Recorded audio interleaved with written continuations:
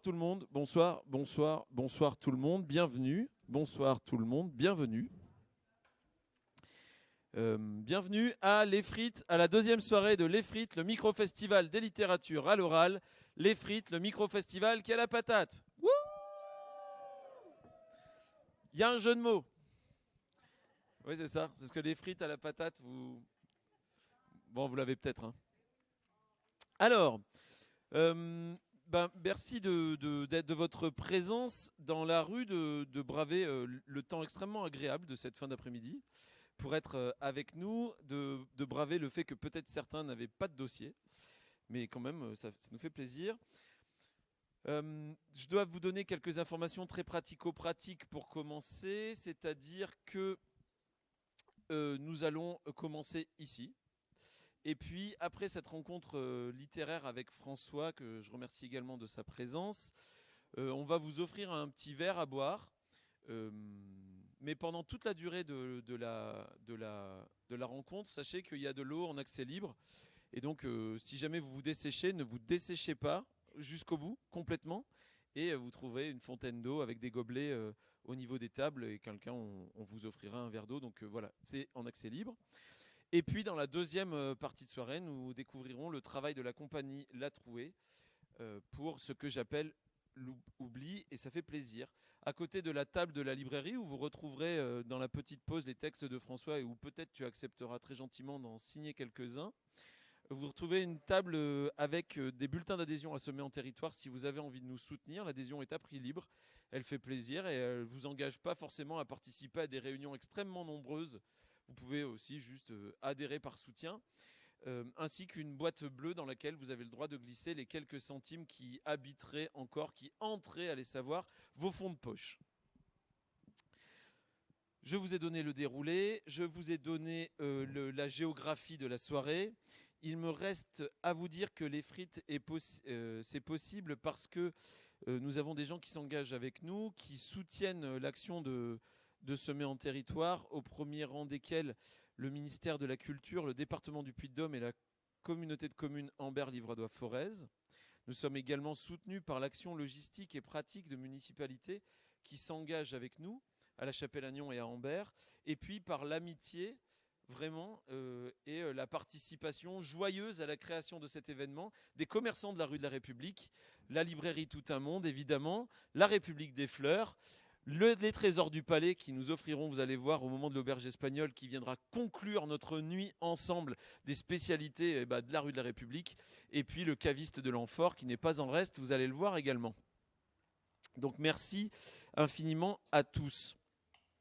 Et enfin, les frites se donnent l'objectif, et c'était vraiment ce qu'on a vécu hier soir à la Chapelle-Agnon, de donner la parole à tout le monde.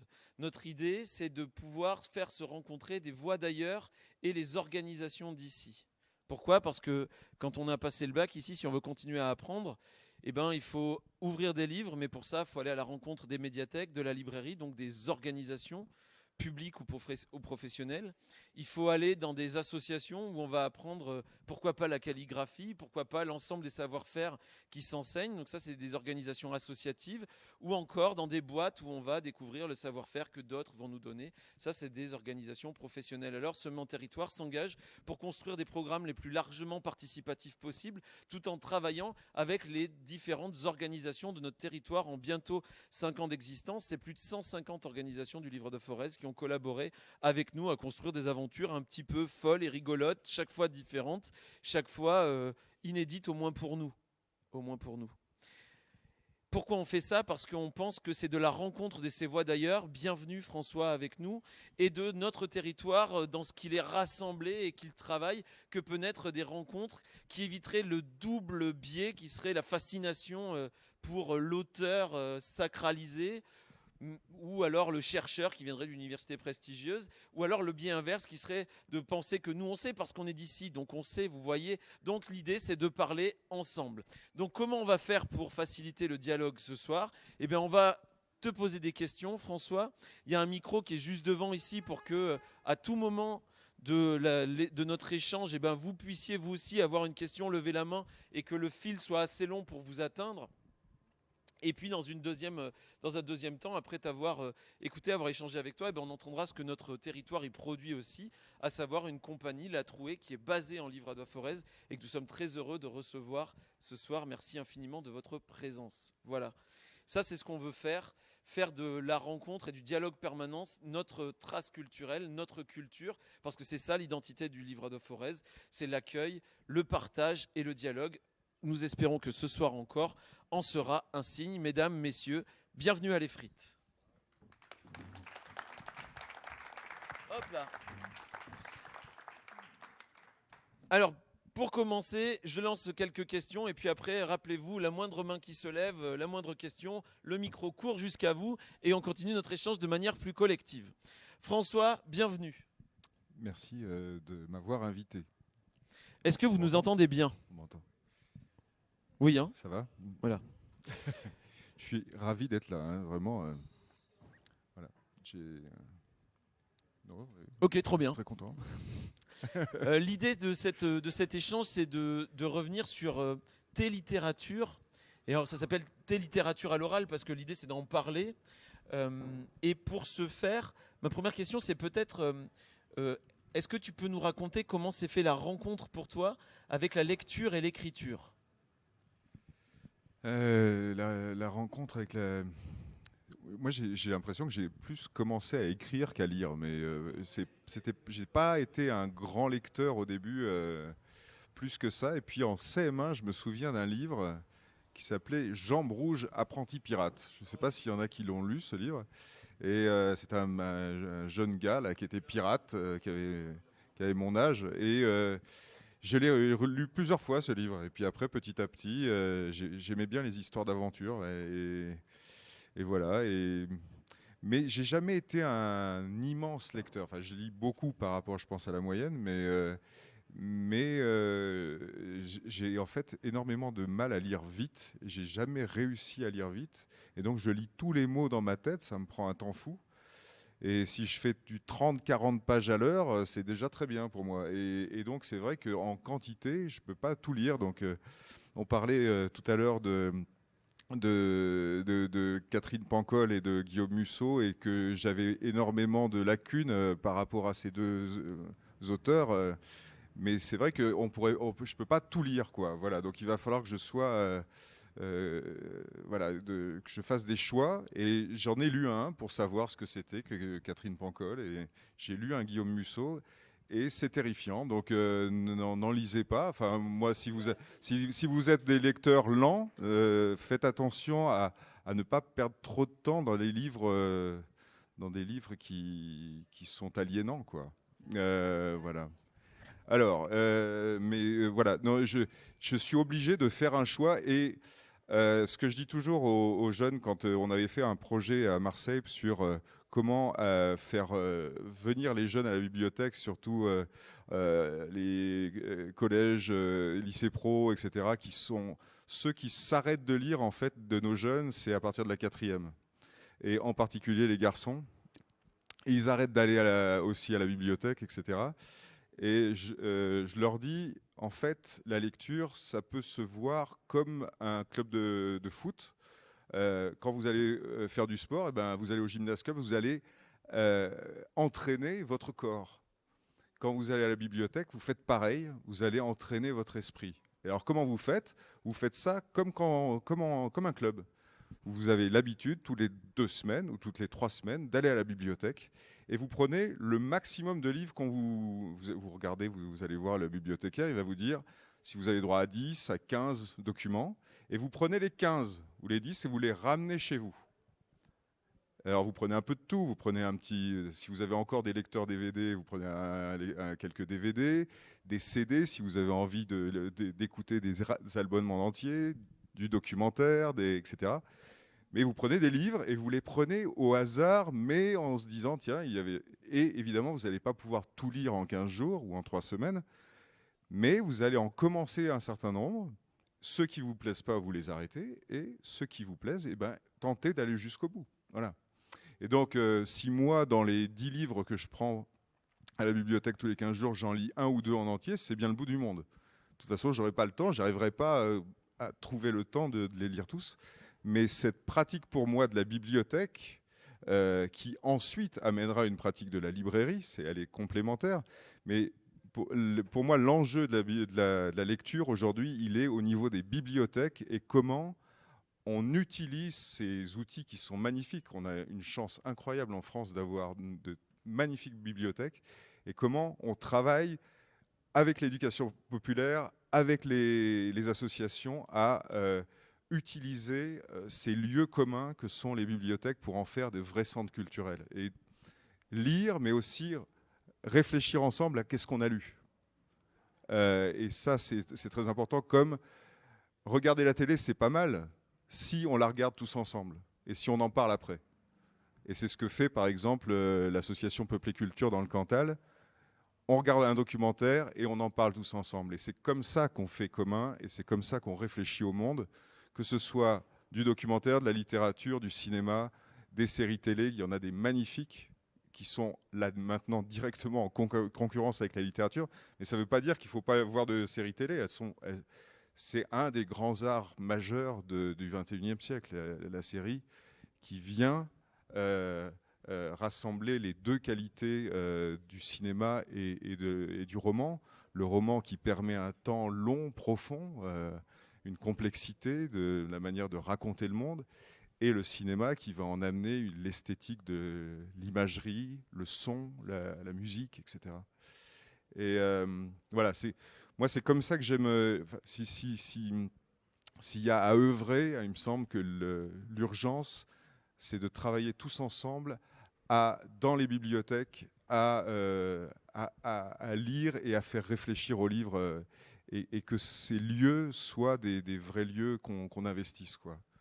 Voilà. Donc vous êtes écrivain, on va y venir, mais vous m'avez expliqué que la pratique de l'écriture, elle est assez précoce chez vous et qu'elle était peut-être même là avant même la lecture régulière et habituelle, quoi.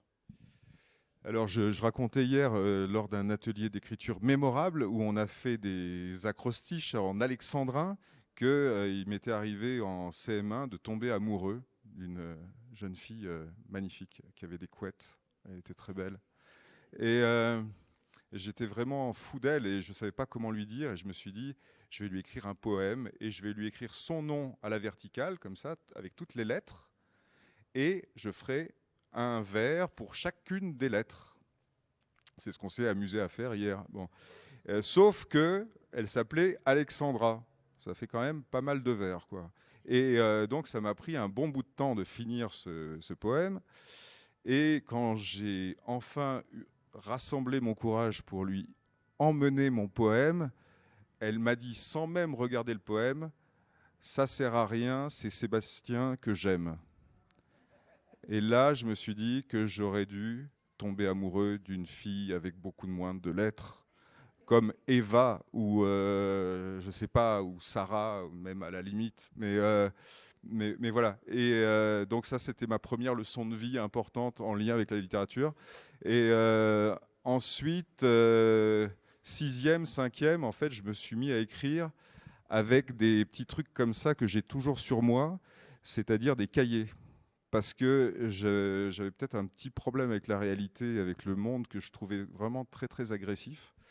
Et donc, le fait de pouvoir s'exclure un peu du monde, c'est-à-dire de pouvoir l'observer, de pouvoir l'écouter, mais avec ce biais d'avoir un carnet, c'est-à-dire de pouvoir prendre des notes sur ce qui se passe, sur ce que tu observes, sur des gens qui parlent dans le train, dans le métro, en fait, de te donner cette espèce de champ de recul où tu es là et tu sais que tu peux écrire ce qui est en train de se passer.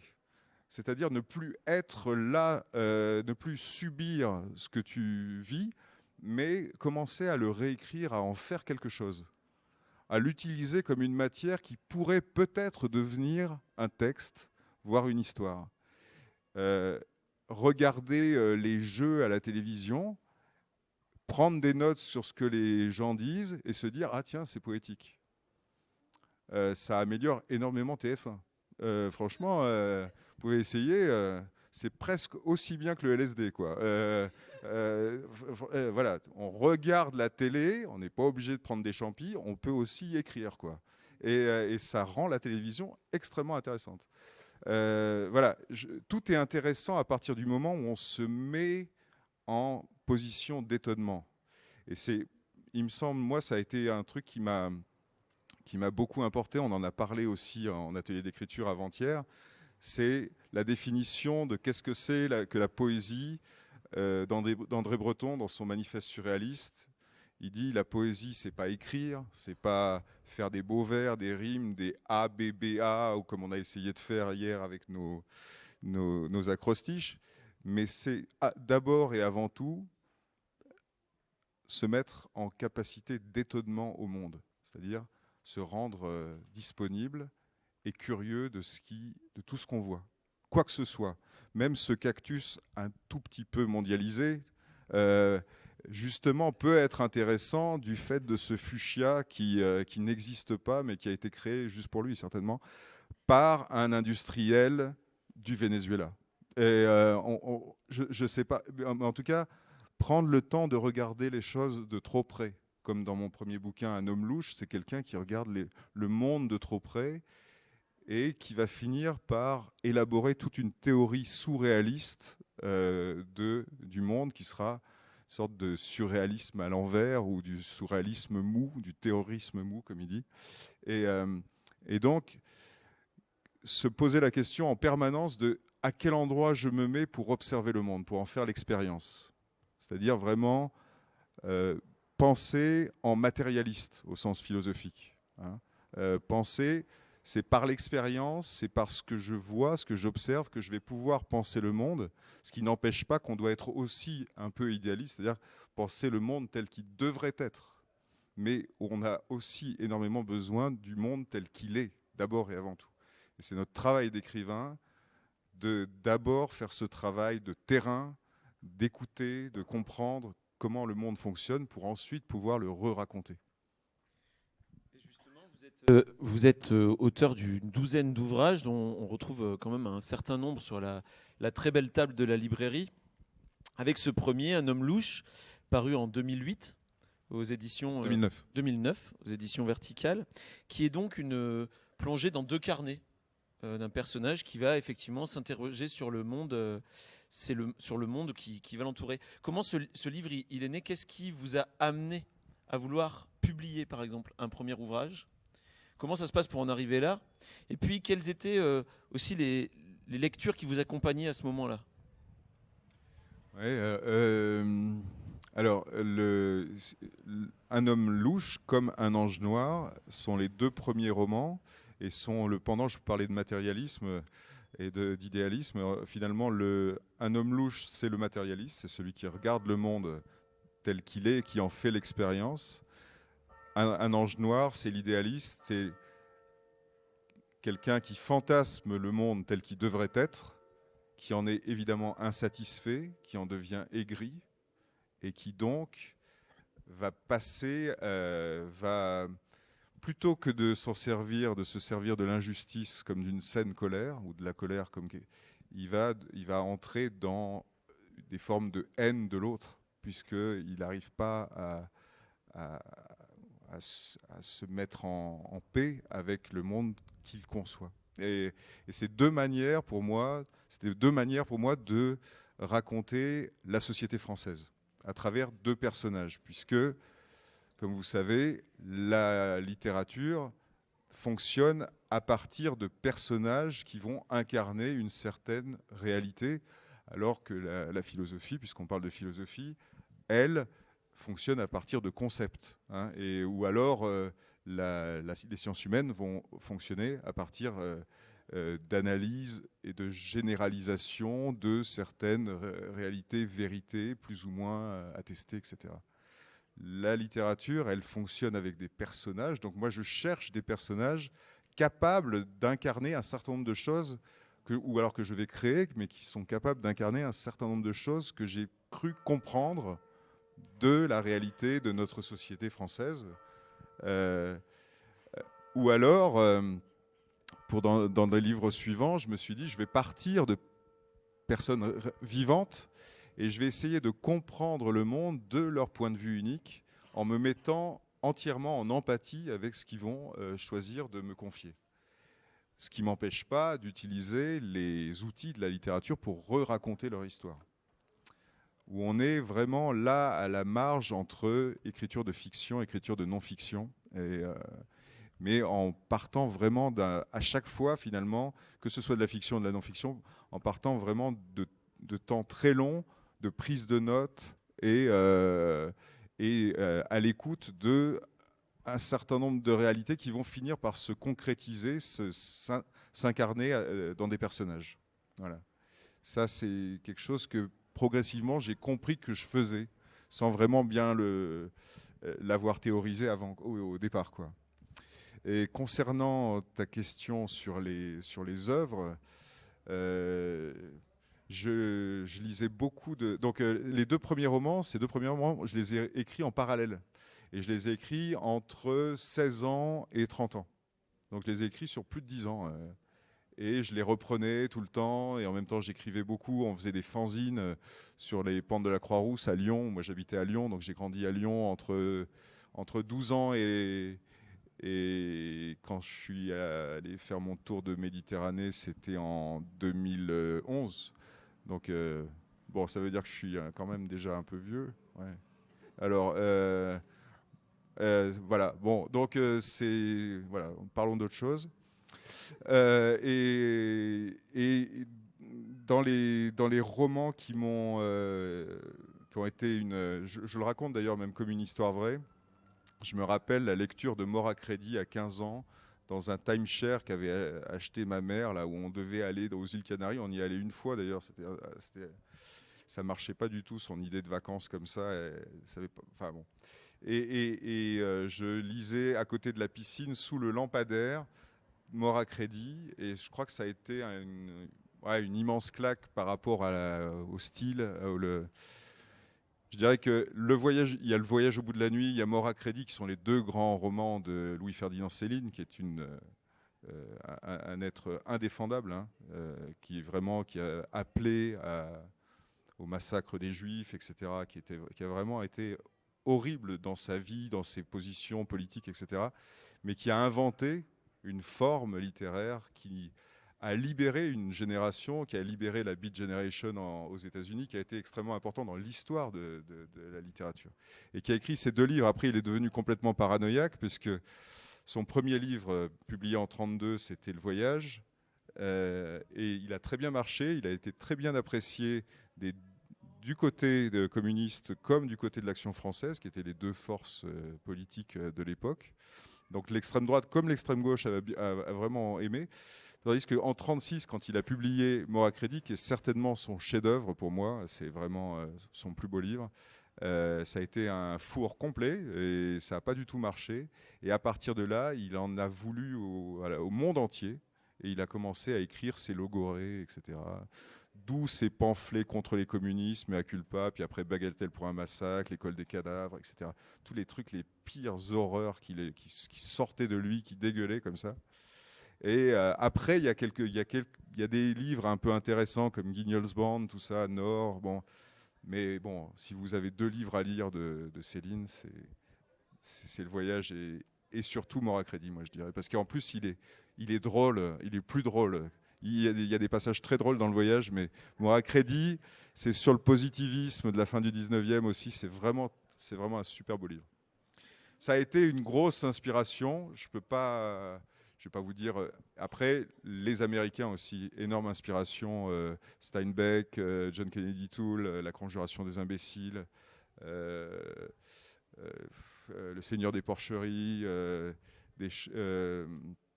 je sais pas, il y en a plein, mais je lisais beaucoup d'Américains et beaucoup en anglais aussi. Donc ça m'a beaucoup. J'ai la chance d'avoir une mère qui est prof d'anglais, donc j'ai été aussi, la culture anglo-saxonne était importante. Graham Swift, c'est magnifique, auteur anglais, pas américain. Melville. Bon. Parmi ces auteurs, vous nous avez raconté l'importance de Paul Auster, qui avait lancé à la fin des années 90 un appel à histoire vraie à la radio américaine. Et vous avez décidé, en fait, à l'occasion, je crois, de la perspective de Marseille, capitale européenne de la culture en 2013, de reproposer un tel dispositif de collecte d'histoires vraies qui par la suite va structurer de manière extrêmement forte la littérature que vous allez proposer, mais ça on y reviendra. Par contre, racontez-nous quand même comment naît ce projet de tour de la Méditerranée que vous avez évoqué afin d'aller collecter des histoires vraies. Et puis peut-être vous pourrez revenir sur quelques-unes des étapes qui ont été particulières, notamment j'ai très envie de vous entendre dépeindre, même si ce n'était pas en 2011, c'était un peu plus tard quand même, vos rencontres avec les territoires gazaouis, israéliens, par l'entrée de ces histoires vraies, par les rencontres que vous avez pu y faire avec les peuples qui y vivent. Oui, la militance qui va avec, etc. Il se trouve que donc ma mère était prof d'anglais et dans sa bibliothèque, je suis tombé sur ce livre magnifique qui s'appelle True Tales of American Life, qui a été traduit chez Actes Sud par J'ai toujours pensé que mon père était Dieu et autres récits. Mais le titre anglais est très intéressant puisque ça dit True Tales, c'est-à-dire des contes vrais, comme des fables vraies. Et une histoire vraie, c'est ça. Mais on n'a pas le terme en français, puisque comme vous savez, le français est une langue assez pauvre où il manque beaucoup de termes. Bon, mais on devrait chercher à s'améliorer. Par rapport à l'anglais, on a vraiment de grosses lacunes. Je découvre ce livre qui était un recueil d'histoires vraies des habitants des États-Unis à la toute fin du XXe siècle et qui combine mes deux passions, qui sont l'histoire, puisque j'ai fait des études d'histoire, moi, et la littérature, et qui sont un portrait incarné des Américains à la fin du XXe siècle. Et ça a commencé en radio, et je faisais de la radio aussi avec Arte Radio à l'époque, etc. Et je me suis dit, tiens, c'est quelque chose qu'on pourrait reproduire pour la Méditerranée, au lieu de le faire pour les États-Unis, essayer de tenter un portrait des habitants de la Méditerranée en 2013. Et par contre, je ne pouvais pas faire comme Paul Auster, c'est-à-dire rester à Brooklyn dans mon bureau et attendre qu'on m'envoie des textes, puisque ça n'aurait pas marché. J'étais à la fois pas du tout assez connu par rapport à Paul Auster, mais surtout, la Méditerranée, comme je dis dans le bouquin, est une bouche gercée dont la lèvre supérieure s'exprime en latin et la lèvre inférieure en arabe, et qui, quand elle tente de reprendre son souffle, eh bien, souffre parce qu'il y a toutes ces guérites, tous ces fils barbelés, tous ces soldats qui l'empêchent de respirer.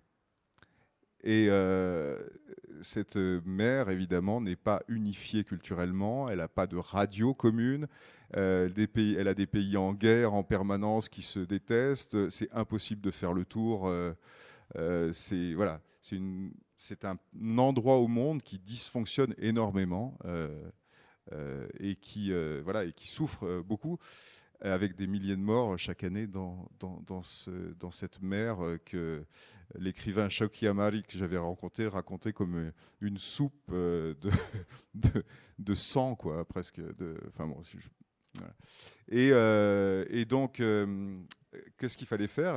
La seule solution pour arriver à collecter des histoires vraies de Méditerranée, c'était que je me munisse de mon petit micro et que j'aille faire le tour de la Méditerranée. Donc je suis parti en décembre 2011 et jusqu'en avril 2013, j'ai fait environ un mois par pays. Sauf que j'ai pas pu entrer ni en Libye ni en Syrie, par exemple, puisqu'il y avait déjà les deux guerres civiles qui avaient commencé. Merci, Monsieur Sarkozy, pour la Libye. Et pour la Syrie, on en est encore là, quoi. Pour la Libye aussi, d'ailleurs. Mais voilà, j'ai commencé par l'Espagne, et ensuite j'ai fait le Maghreb. Et je faisais un mois dans chaque pays. Et j'ai commencé à trouver aussi des manières de rentrer en contact avec les gens un peu différentes, de faire des veillées, d'aller dans les assos, de faire des rencontres, surtout en tête-à-tête, mais aussi avec des groupes. Et j'ai réussi à la fin à collecter environ 1500 histoires, surtout orales. Moi, il y avait quelques-uns qui m'avaient envoyé des textes. Voilà. Et dont j'ai fait un livre qui s'appelle La Lune dans le puits, qui est le premier recueil d'histoires vraies de la Méditerranée, sur le même modèle que Paul Auster, sauf que c'est par âge de la vie que je l'ai agencé. Il y a 9 parties, la naissance, adolescence, la vingtaine, etc., jusqu'à la mort. Et ça donne un portrait collectif des habitants de la Méditerranée. C'est des histoires qui m'ont été racontées dans toutes les langues, et après que j'ai pu faire traduire pour certaines, qu'on m'a expliqué. J'étais toujours tout seul, environ un mois dans le pays, et à trouver des biais pour rentrer en contact, faire du couchsurfing, aller là, voilà, je me débrouillais. Et ça a été une expérience qui m'a changé aussi, moi, dans mon écriture, en tant que citoyen, qui m'a fait découvrir le soi-disant conflit israélo-palestinien, qui n'est pas du tout un conflit ni une guerre, mais un fait colonial, d'occupation et aujourd'hui de génocide d'un peuple, puisque, comme vous savez, la colonisation, elle a, comme disait le philosophe Achille Mbembe camerounais, il disait il y a 3 types de colonisation. Il y a la colonisation de pillage, comme les Belges ont fait au Congo. Ils n'essayaient pas de vivre au Congo, ils essayaient de piller le Congo, comme on a fait aussi beaucoup en Indochine, par exemple. Il y a la colonisation de peuplement, comme en Afrique du Sud ou en Algérie, où là, pour le coup, il y a une population de colons qui s'installe et qui met en état d'apartheid les autres, hein, et qui les fait travailler en esclavage plus ou moins, ou alors qui en extermine une partie ou pas. Et donc le 3e type de colonisation, c'est évidemment la colonisation de type d'extermination. Et les 2 exemples que prennent tous les historiens, c'est toujours les États-Unis et l'Australie, hein, où ils ont exterminé tous les Indiens et tous les aborigènes, car ils n'étaient pas assez productifs en tant que peuple, ou en tout cas ils n'ont pas réussi assez bien à les asservir, et donc il a fallu les remplacer par des esclaves pour mettre en place leur monoculture absurde. Voilà. Et c'est aussi à travers moi, en tant qu'Auvergnat d'origine qui connaissait rien à l'Israël ou à la Palestine, le fait de passer ces mois avec les Palestiniens, ensuite de retourner à Gaza en 2014, parce qu'ils ne m'avaient pas laissé entrer 2 fois. J'ai pu rajouter d'ailleurs des histoires dans le bouquin, dans la version poche du livre de Gaza, d'avoir ce regard et finalement de rencontrer le Sud global dont on parle toujours, et ça m'a donné une vision, ça m'a permis de changer ma vision de moi-même aussi en tant qu'occidental, de me dire on a un énorme boulot à faire, les gars, là, ça va pas du tout, quoi. C'est notre manière de voir le monde et de le massacrer en permanence. On peut pas continuer comme ça. Et ce qu'on voit à Gaza n'est pas un fait exceptionnel. Je vous dis ça, c'est un génocide qu'on voit en direct tous les jours sur nos téléphones et à la télé, etc. Mais ce n'est pas un fait colonial exceptionnel. On fait ça depuis 500 ans. C'est nous. Israël, c'est nous. C'est ce dont on est capable et ce qu'on fait parce qu'on a le pouvoir, parce qu'on a le monopole de la force. Et les Américains sont nos alliés. Et voilà. Et Israël est une base occidentale au Moyen-Orient, et ça continue comme ça. On continue à maltraiter le monde à ce point-là. Voilà. L'Occident est responsable de 25 millions de morts en 30 ans, là. C'est pas juste Gaza, hein. On est partout, en plus. Si vous reprenez, que ce soit Pinochet, que ce soit le Guatemala... Prenez l'Amérique du Sud. Alors, il y a un livre qui est très intéressant là-dessus, que je vous conseille.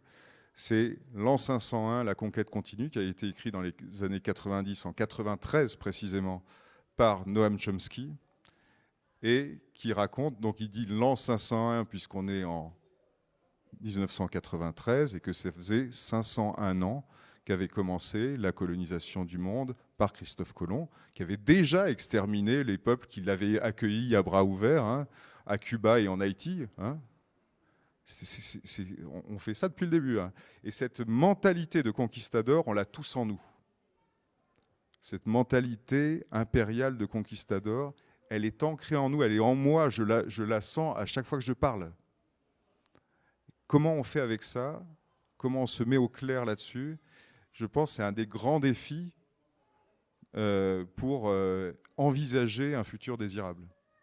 Et ça va avec l'extermination des faunes, des flores, l'écocide en cours. Voilà, ça va avec les préoccupations écologiques qu'on doit avoir, qui sont aussi une urgence absolue.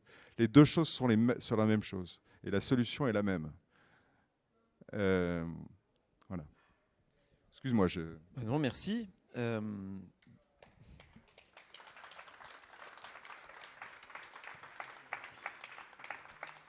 Évidemment, c'est pas tout à fait facile de reprendre le fil. Alors, je vous rappelle que s'il y a des courageux, il y a un micro devant. Je vais vous l'amener. Hein. Voilà. Donc, n'hésitez pas pendant notre échange à continuer. Mais donc, après la publication en 2012 de La Lune dans le Puits. 2013. Puisque c'était pour Marseille 2013 que tu y étais en plus. Oui.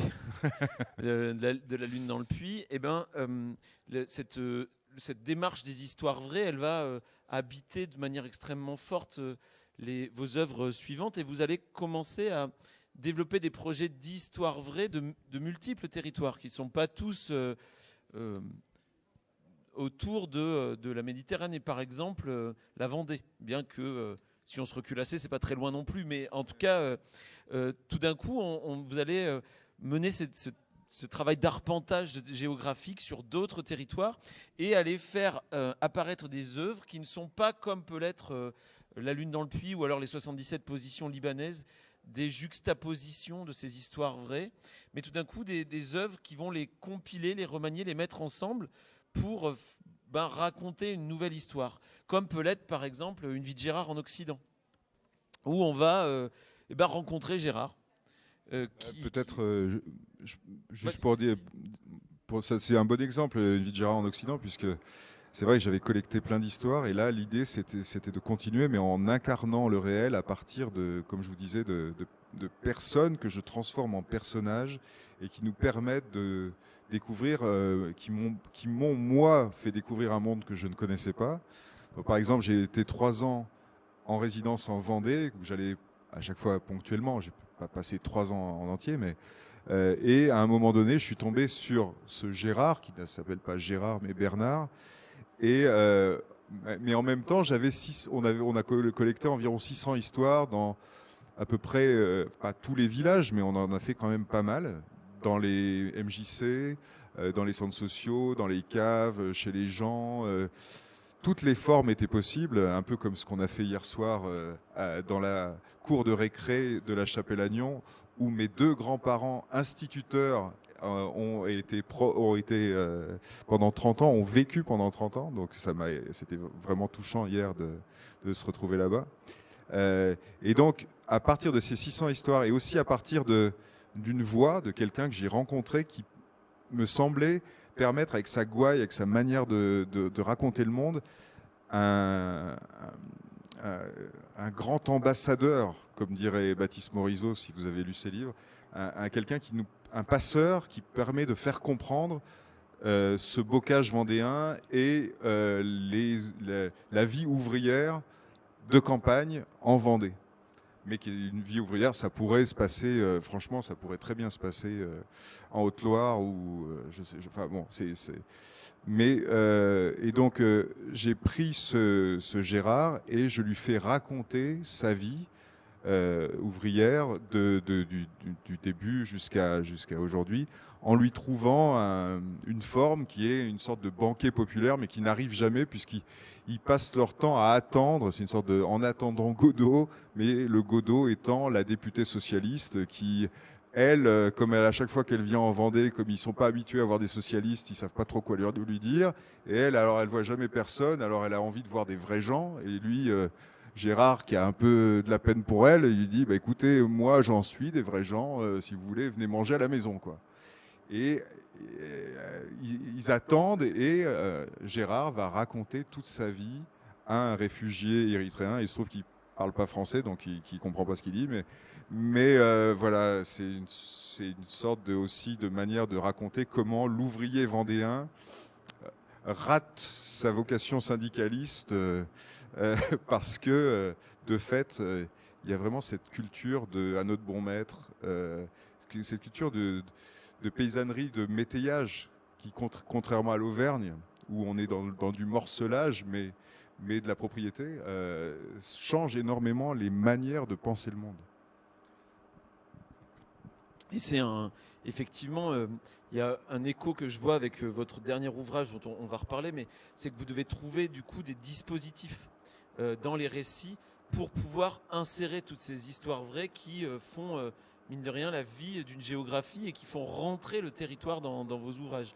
Là, typiquement, dans Une vie de Gérard en Occident, c'est le fait qu'on soit en train d'attendre éternellement et que chaque nouveau vers qu'on va prendre en attendant l'arrivée de la députée soit l'occasion d'une nouvelle histoire. Et donc, on va ainsi pouvoir voir rentrer des thématiques se succéder tout au long de cette soirée qui dure, à défaut de commencer. Et donc, on va pouvoir voir rentrer toutes ces histoires-là. Et par exemple, dans La profondeur de l'eau, votre dernier ouvrage, on suit un personnage qui, elle, va revenir sur différents moments de sa vie et évoquer des casiers judiciaires, des cahiers, où on peut tout à fait imaginer que vous composez effectivement à partir de multiples histoires ce grand récit, même si je crois que pour celui-ci, c'est pas exactement comme ça que vous avez travaillé. Ce qui s'est passé pour celui-là, c'est donc avant celui-là, j'avais fait déjà un premier. Je m'étais permis de me mettre à la place d'une femme qui s'appelle Calamity Gwen, qui raconte son histoire. Et là, pour celui-là, c'était la rencontre de quelqu'un qui cherchait à publier un livre, qui cherchait à écrire son livre, mais qui savait pas écrire. Et elle était allée chez l'hypnotiseur à Toulouse, et l'hypnotiseur, il se trouve, était un vieux pote de Lyon qui m'appelle, il me dit, écoute, voilà, j'ai une patiente, elle a une histoire vraiment, vraiment dure, quoi. Elle a envie de témoigner pour tous les gamins des foyers comme elle, etc. Elle ne sait pas comment s'y prendre, est-ce qu'elle pourrait t'appeler pour que tu lui donnes des conseils? Ça a commencé comme ça. Et donc elle m'a appelé, tout ça, puis après elle est venue me voir à Marseille, on a discuté, etc. J'ai essayé de voir comment elle pourrait trouver une maison d'édition qui pourrait financer un prêt de plume pour l'aider, etc. Et puis ça marchait pas trop notre histoire, et puis à un moment donné elle m'a dit, est-ce que tu voudrais que je te montre le dossier judiciaire?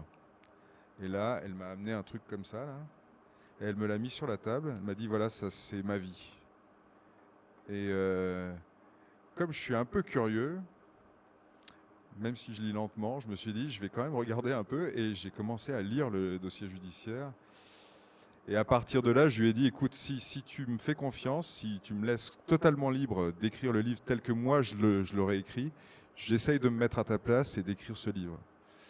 Et elle m'a fait confiance, elle m'a montré ses cahiers, elle m'a montré... et on a commencé à enregistrer, c'est-à-dire que je la voyais des après-midi tous les 15 jours, et on faisait... j'ai des dizaines d'heures d'enregistrement où elle me raconte, elle me parle, elle me raconte sa vie.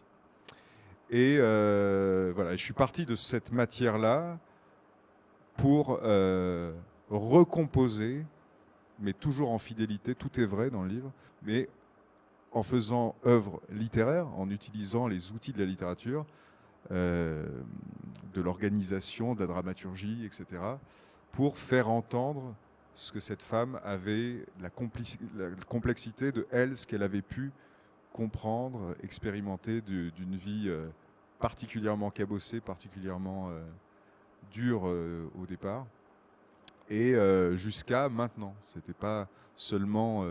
puisqu'il y a une sorte de fait divers terrible, je vous passe les détails, mais c'est pas seulement le fait divers qui m'intéressait du tout, contrairement à l'émission de télé où elle a été interviewée, mais c'était de comprendre comment cette femme a eu le courage de survivre à ça, avoir la robustesse. C'est un chercheur, un biologiste qui parle de robustesse maintenant plutôt que de résilience, pour parler de notre force à nous, de notre force d'entraide aussi entre nous tous. Il s'appelle Olivier Amand, et je trouve que le concept est vraiment intéressant. Comment elle a eu cette robustesse pour résister à tous les malheurs horribles qui lui arrivaient. Et voilà, c'est vraiment, pour moi, c'est une vraie héroïne, quoi.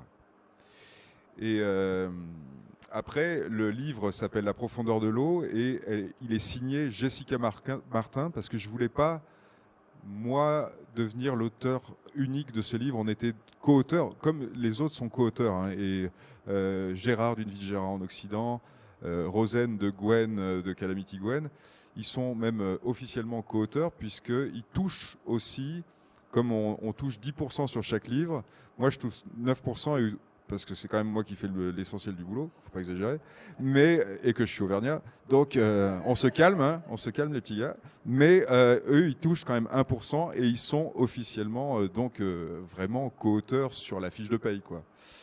Et ça, j'ai commencé ça dès Une vie de Gérard Occident et maintenant je le fais tout le temps. Et parce que je considère qu'on fait un travail en commun, ensemble, avec entre guillemets, le modèle vivant du livre, quoi. Et que ce serait pas normal qu'il gagne pas lui aussi, quoi, si on fait un truc ensemble. Voilà. Et donc j'ai appelé ce livre La profondeur de l'eau, et pendant longtemps c'était mon nom d'auteur, et puis ça s'appelait Jessica ou La profondeur de l'eau. Mais je trouvais que c'était plus fort que ce soit un pseudonyme commun. Mais malheureusement, je ne m'étais pas rendu compte des réalités économiques du livre, et donc c'est un peu une catastrophe d'avoir fait ça, puisque ni les libraires, ni les critiques ont compris que c'était un livre à moi. Et donc, il y a eu très peu de papier, il y a eu une très mauvaise diffusion du livre, et donc ça a desservi énormément le livre. Je ne referai plus l'erreur. Je pensais que c'était une bonne idée, moi, de ne pas apparaître, mais en fait, voilà, ça c'est... Ce livre, si vous le lisez, vous serez parmi les happy few à l'avoir lu parce que il ne s'est pas vendu comme les autres, quoi, voilà.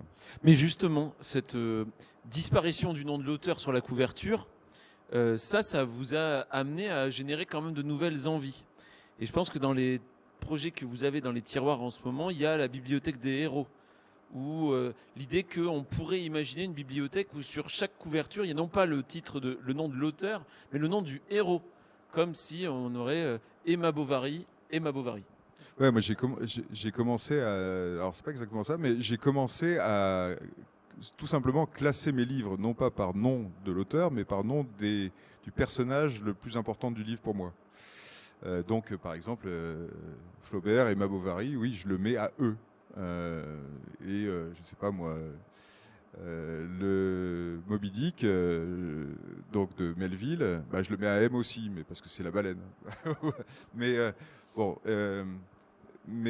aussi parce que je pense qu'on a tellement de choses à déconstruire. Je vous parlais de notre histoire coloniale, je vous parlais de notre rapport patriarcal au monde. Je vous en ai pas parlé, mais c'est quelque chose qui est grâce à MeToo et grâce au mouvement féministe, on est en train aussi de se mettre au clair sur le poids du patriarcat dans nos sociétés. Et je pense que l'auteur participe dans son espèce de socle de génie dominant qui a le droit de tout dire et qui peut se permettre de prendre la parole et qui sait mieux que les autres, etc., participe aussi à une forme de domination qui me gêne particulièrement. Et je pense qu'on a un travail, nous aussi, à faire. Moi, je dirais que je suis plus auteur, mais que je veux vraiment rester écrivain.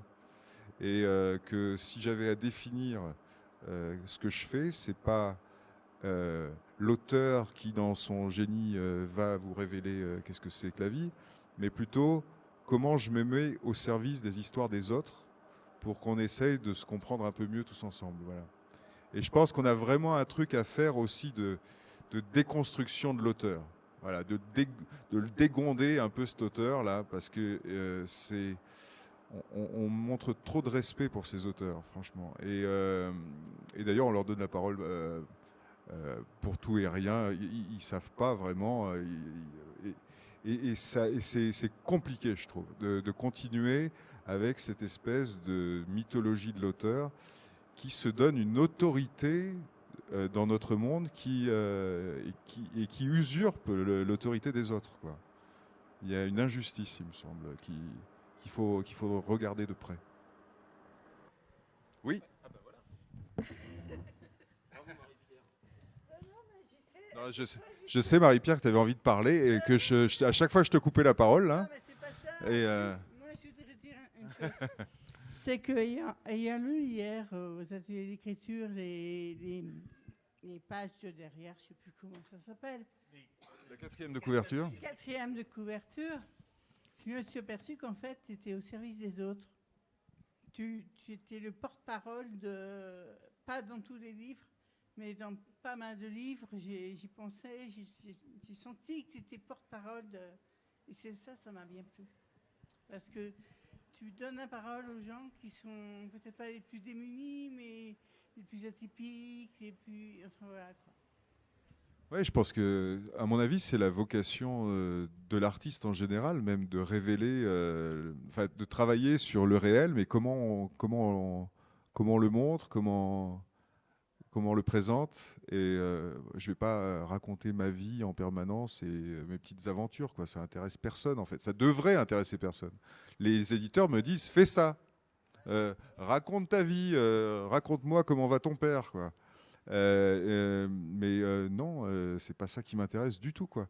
Et je pense que l'écriture est une forme d'artisanat qui a pour matière première le réel et les voix des gens et la musique du monde et les couleurs, etc. Et comment on remet ça en... Et d'ailleurs, c'est en ça aussi que le droit d'auteur, ça va pas, quoi.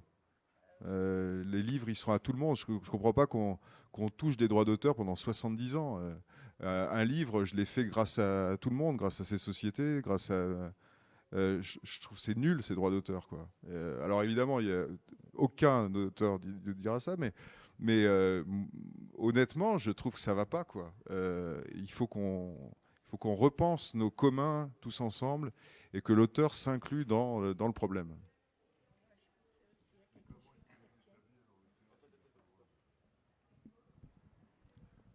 Non, il faut qu'il puisse gagner sa vie. Hein. Comment il fait pour gagner sa vie s'il n'a pas les droits d'auteur? Alors, il faut des droits d'auteur, mais il faudrait qu'ils soient limités. Là, aujourd'hui, on est dans des droits de l'héritage. Là, c'est plus des droits d'auteur. Hein. C'est l'arrière-petit-fils d'Hergé qui touche 1 million par an. C'est une honte, quoi. Je sais pas. Moi, j'ai pas envie que ma fille touche de l'argent de mes livres. Je trouve pas ça normal. J'aimerais qu'on touche de l'argent de notre travail, de ce qu'on fait, de ce qu'on crée. C'est quoi ce poids-là C'est quoi cette société d'héritiers, quoi? C'est insupportable. Bah si. Non, on peut hériter d'une maison, on peut hériter d'un truc de base, mais voilà, moi je pense qu'il y a des choses à remettre en question aussi à ce niveau-là. L'héritage, c'est quelque chose qui est essentiel, tout comme l'impôt. Enfin, c'est une forme d'impôt, pour penser une société plus juste, quoi. Il n'y a pas d'autres questions pour l'instant. Vous n'hésitez pas. Hein. Oui, question à gauche. Et puis après, Marie-Pierre, on reprendra ta question.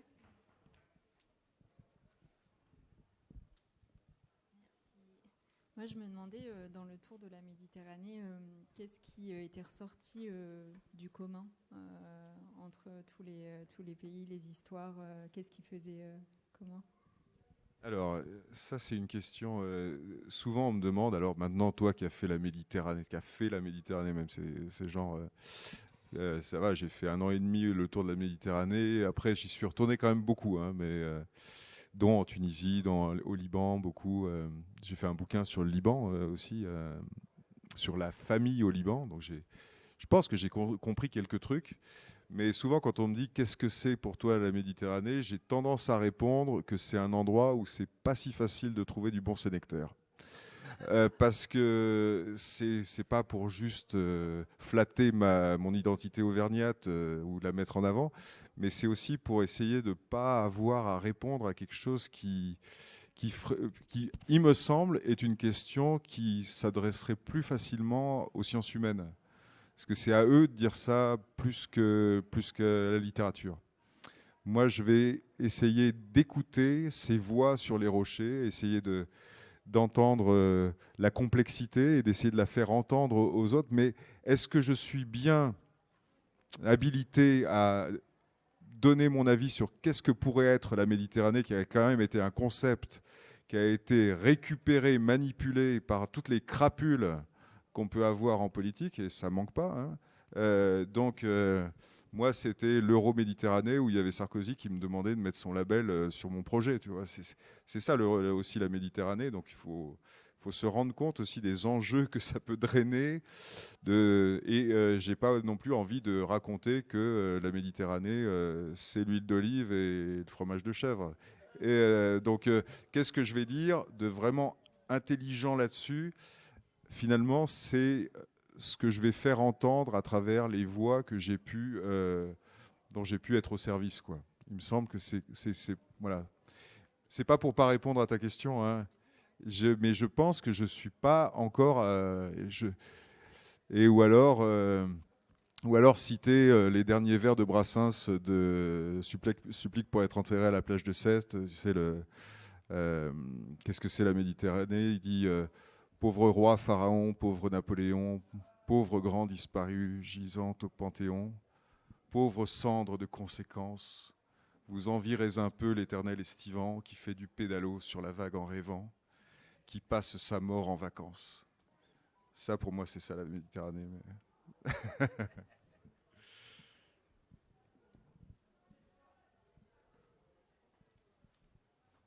Moi, c'est juste une question par rapport à la pratique de chercher témoignages et puis de les prolonger dans l'écriture, où ça fait penser à Alexievitch, la supplication. Svetlana, voilà, je suis désolé. Magnifique. Et où je me dis, il y a cette espèce de charge comme ça, très de souvenirs très singuliers, puis comment d'un coup, par la littérature, ça devient universel. En tous les cas, ça prend une autre charge, alors que pourtant on n'est pas de Biélorussie, c'est un monde que moi je comprends rien. Enfin, mais en même temps, ça me touche complètement malgré les frontières, parce que la littérature, elle fait ce travail-là de traverser les frontières, quoi. Voilà, oui. Alors la référence à Svetlana Alexievitch, hein, voilà, elle a été prix Nobel en 2005, je crois. Hein, et c'était une sacrée reconnaissance, parce que c'est pas de l'écriture de fiction, c'est de l'écriture du réel, ou d'écriture qu'on dit de non-fiction. Pour moi, mais j'ai commencé par celui-là. Alors peut-être que je suis un peu subjectif par rapport à ça, mais si la guerre n'a pas un visage de femme. Et elle est allée dans les années 70 avec son agra enregistrer des femmes qui ont fait la guerre pour l'Armée Rouge. Et qui ont fait vraiment la guerre. C'est-à-dire, c'est des millions de femmes qui ont fait la guerre pour l'Armée Rouge, qui ont conduit des tanks, des avions, qui ont été évidemment infirmières, etc., qui sont impliquées dans la guerre, mais qui en 1945, quand ils ont fini la guerre, quand ils l'ont gagnée, car ce n'est pas les Américains qui ont gagné la guerre, c'est quand même les Russes, il ne faut pas exagérer. Il y a eu 26 millions de morts côté russe, 450 000 côté américain. Ça ne veut pas dire, c'est pas en nombre de morts qu'on gagne des guerres, mais quand même, ceux qui ont le plus payé de loin de la Seconde Guerre mondiale, Staline a sacrifié de manière éhontée aussi. Hein, je veux dire, voilà, son peuple, c'est quand même l'Union soviétique qui a le plus souffert de la Seconde Guerre mondiale. Et ces femmes, en 1945, ne pouvaient pas en parler. C'était impossible, parce que c'était tellement mal vu du point de vue soviétique d'avoir envoyé leurs femmes à la guerre, que si on en parlait, on n'avait aucune chance de se marier, d'avoir une vie sociale, etc., etc. Et là, dans les années 70, elle va voir ces femmes et elle raconte ça, et elle explique qu'est-ce que c'est, quoi, qu'est-ce que c'est que notre monde, quoi. Et à travers ces témoignages, on découvre, comme quand on lit Chalamov sur les récits de la Colima, sur le Goulag, par exemple, ou comme quand on lit Si c'est un homme de Primo Levi, comme quand on se confronte à notre humanité, quoi. Et à qu'est-ce que c'est qu'une société, comment elle s'organise, ses tabous, son système pour survivre, pour poursuivre son idéologie macabre. Et Svetlana Alexievitch, c'est vraiment, pour comprendre, il me semble, le XXe siècle, une autrice indispensable. Voilà. Après, elle a fait la supplication sur Tchernobyl. Elle y allait 10 ans plus tard, en 96. Elle a interviewé tous ceux qui étaient restés à Tchernobyl entre 86 et 96, etc., etc., etc. Et pour finir par, évidemment, un portrait de l'homme rouge, hein, qui est la fin de l'homme rouge, qui est une sorte de réflexion à partir de témoignages concrets de qu'est-ce que c'est que cette idéologie soviétique qui a traversé, qui a été cet espoir voilà, du monde. Donc c'est très juste que tu nous parles de ça. Et moi, c'est une œuvre qui m'a vraiment beaucoup marqué. Ouais. Je ne sais pas si j'ai répondu bien à ta question, par contre. Mais voilà, voilà, une filiation, ouais, tout à fait. Aujourd'hui, quelle est votre consommation ou votre production de poésie? Quelle place elle a dans vos lectures actuelles? Peut-être au-delà de la lecture, dans votre consommation culturelle, et puis dans votre écriture aussi. Alors, c'est vrai que la poésie, j'en lisais beaucoup, et je me suis arrêté pendant longtemps d'en lire, parce que j'étais beaucoup plus dans du narratif, etc. Mais comme je lis très lentement, j'ai l'impression que je lis de la prose de manière assez poétique, puisque je m'arrête sur les mots, je relis, des fois je comprends pas, je prends des notes tout le temps, donc j'ai une lecture quand même assez musicale et assez proche de la poésie de textes en prose, même si je lis pas de poésie directement. Et je dirais que si on fait une opposition un peu simpliste entre deux types d'écrivains, ceux qui sont extrêmement visuels, et on va dire Stephen King par exemple, grand écrivain visuel, où on est en tant que lecteur, on suit comme une caméra ce qui se passe, quoi. C'est magnifique, hein, d'ailleurs. Et on va dire les écrivains plus musicaux, plus proches de la poésie, où c'est vraiment la manière dont la voix s'exprime qui prime. Et là, je ne sais pas, on pourrait dire Céline, par exemple, ou on pourrait dire en prose, ou on pourrait dire, je sais pas moi, Rimbaud, quoi. Et moi, j'aurais tendance à me sentir beaucoup plus proche de l'univers musical que de l'univers visuel. Mes livres ne sont pas visuels, ils sont plus musicaux. Et après, récemment, depuis quelques années, c'est vrai que j'ai pas mal d'amis, surtout d'amis femmes d'ailleurs, qui ont investi les réseaux et qui ont investi les scènes ouvertes. Le slam, je sais que tu es un grand friand, que tu es toi-même poète, écrivain, slameur, et je t'ai vu slammer l'année dernière à la gare, dans le jardin, là, en face, chez les amis. Là, c'était impressionnant, le slam que tu nous as fait. Je trouve qu'il y a une nouvelle génération de poètes, de poésie qui émerge depuis, je dirais, 5-6 ans, je dirais, hein. Qui est vraiment extrêmement intéressante, très politique, très militante, qui dit des choses importantes, et qui a su, par exemple, utiliser très très bien les formes courtes que permettent les réseaux comme Instagram ou autres, quoi. Et donc la poésie, elle se publie surtout sur Instagram, quoi, aujourd'hui. Et on a vraiment des très belles choses qui émergent. Et voilà, il y a un renouveau de la poésie, je dirais, qui est très intéressant.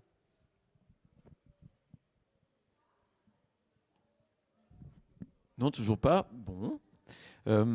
Donc évidemment, on retrouve peut-être pas tous vos livres, mais quand même un grand nombre, et il y a de quoi satisfaire toutes les curiosités. Et je pense qu'on a évoqué ce qu'on a, mais quels sont les prochains rendez-vous qu'on peut avoir avec vous? Je crois que vous avez au moins deux livres en préparation, si ce n'est plus.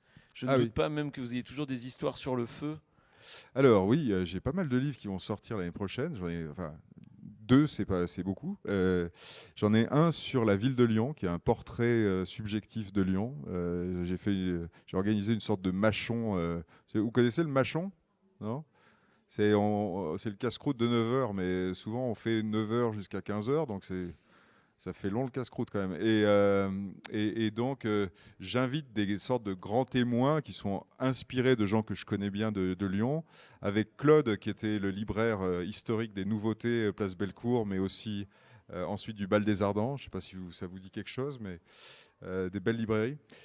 Qui est lui membre des francs-mâchonneurs, parce qu'il y a une congrégation des francs-mâchonneurs à Lyon. C'est pas les francs-maçons, c'est les francs-mâchons.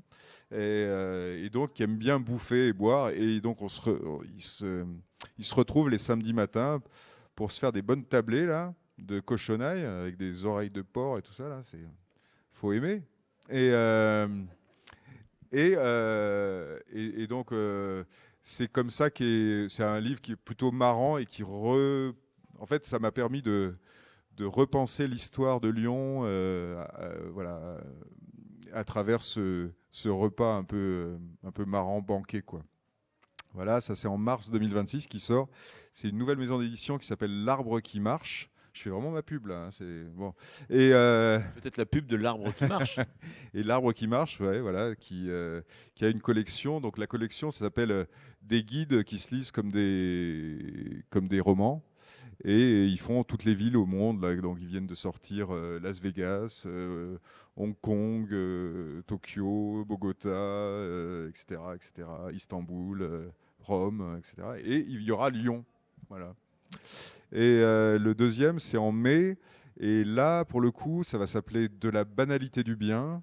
Je vous en parlais, d'ailleurs, ça fait partie de mes réflexions en ce moment. C'est un livre, c'est un récit concret d'un commun qui est la MJC du Briançonnais, où j'ai passé beaucoup de temps, où j'étais tout le mois dernier, et de sa fermeture par l'arrivée d'un maire qui ne supportait pas que cette MJC soit aussi un lieu d'accueil pour les migrants qui passent la frontière au col de l'Échelle, au col de Montgenèvre, etc.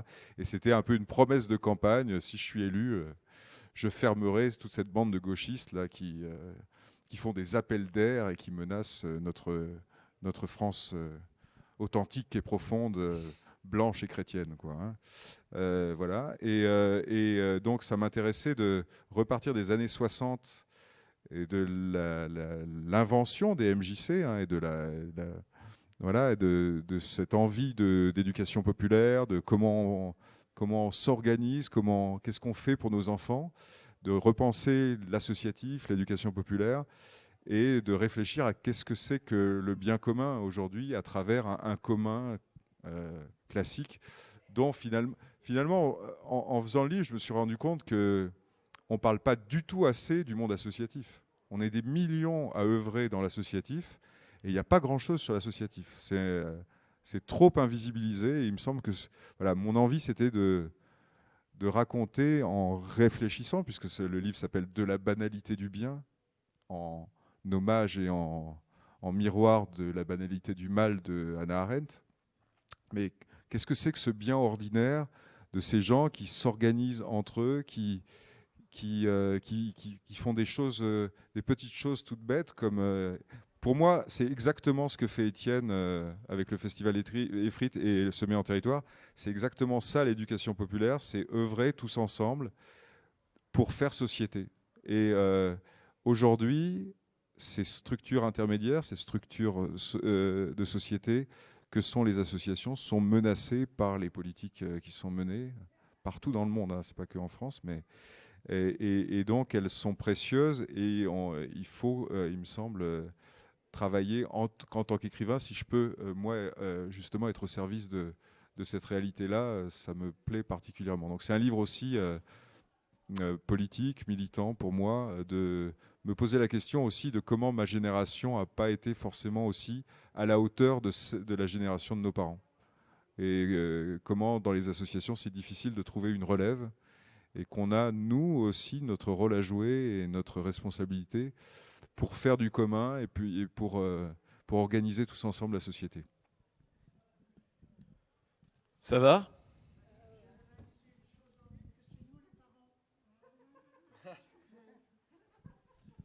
Mais c'est à nous de prendre la relève un peu. Ouais. Mais s'il n'y avait plus de personnes âgées dans les associations, je ne sais pas comment on ferait les bilans à la fin de l'année, hein.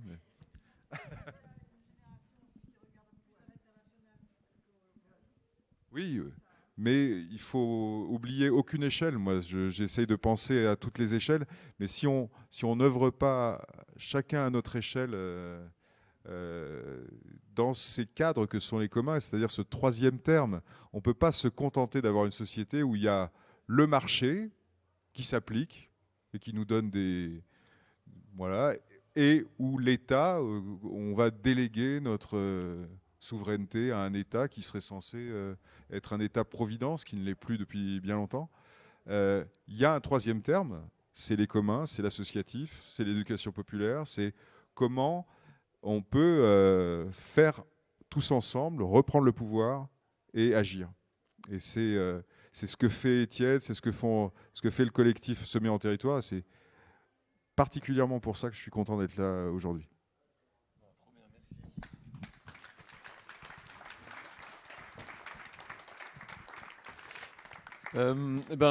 Merci pour ces gentils mots. Il y a plein de gens qui sont engagés dans moultes associations ici, dans moultes collectifs d'action que je vois, que je reconnais, que je remercie de leur présence, de leur amitié et de leur action aussi. Évidemment, on travaille aussi avec les autres. Semer en territoire est né en 2020. On s'est dit qu'on allait toujours travailler avec d'autres parce qu'il y avait déjà tellement de choses qui se passaient ici que nous n'avions pas envie d'être une structure culturelle de plus, mais plutôt l'idée de travailler en permanence avec d'autres pour renforcer ce que les autres font. Ça nous intéressait énormément. Et donc merci à tous de votre présence. Si ça vous va, ce que je vous propose, c'est de laisser François rejoindre la table des livres et que nous on boive un coup. Ça vous convient ? C'est un peu injuste. Moi je trouve que j'ai soif aussi. Mais... Et dans ce cas-là, on vous retrouve là-bas, on va vous offrir un verre avec plaisir et ça nous permet d'aménager la suite. Voilà, à tout de suite.